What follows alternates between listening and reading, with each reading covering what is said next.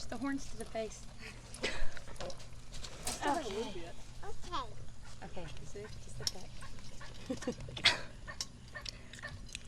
Yes, I was running the sanctuary in Montana on a much smaller scale. Really got my start as a hobbyist, and then graduated to a level of education as I began to realize kind of how many animals were really at risk as a result of just being sold out of pet stores, you know, and really people not thinking about their origins. You know, animals with health issues and animals with management issues, because, you know, you buy that baby snake and you don't think of it the same as you think of a puppy. You don't realize maybe it's going to be 15 feet long. And so started doing a little bit of rescue and started doing exotic pet education in the beginning. Look at dinosaur to me when they make their noise.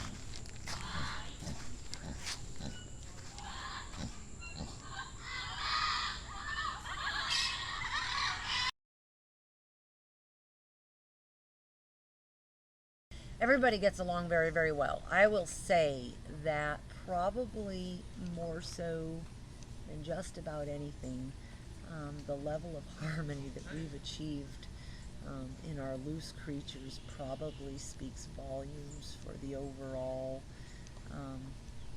just piece of the sanctuary. You know, I don't run out and just bring in adult dogs that are going to chase the kangaroos, of course, but at the same time, my dogs learn, you know, that's just not what we do. They're used to having them here, so they don't bother them. The only one we have a little bit of trouble with is Liv, the other Basset. She's been here now for about 4 or 5 months, maybe 6 months. She came to us older, really low level of exposure to anything. And this is the one that was playing with the monkey? Yes, yes, Liv. Wow. So she's fabulous with all the animals. The only thing she cannot wrap her brain around is my chickens. Oh, no. She's like, that is the funnest thing ever. Yeah. So she doesn't Yeah. bother the peacocks, which is great. So she's learning. Oh, he's a singing dog.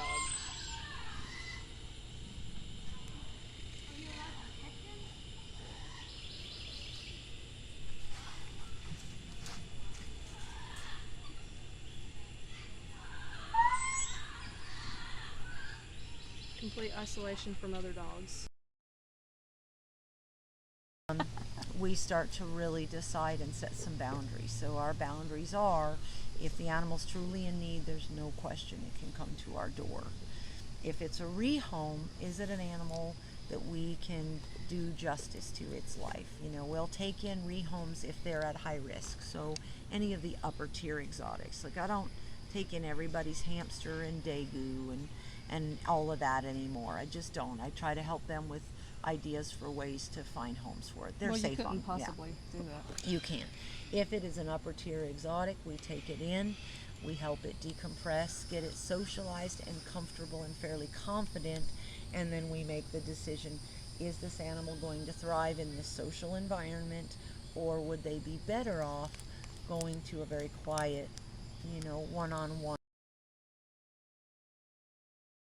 I think the thing I would like for them to take away is having just had that moment of peace.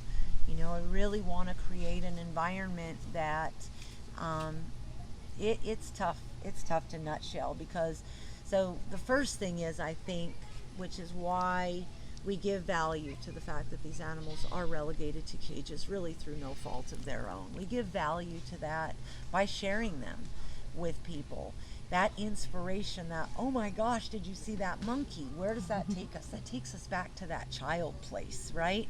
When the world wasn't so full of pressure. You know, we, of course, don't know it at 8, 9, 12, 16. Of course, everything is dire when you're that age. But realistically, when we're young and we're allowed to be excited, that place of innocence and excitement is a tapping into a grounded place, you know, that people just don't, you know, as they say, as we get older, we forget, you know. So that's the starting point for me, is getting people back to that place of excitement. Go in the car. Oh, well, geez, hold on. Is everybody over there? Yes.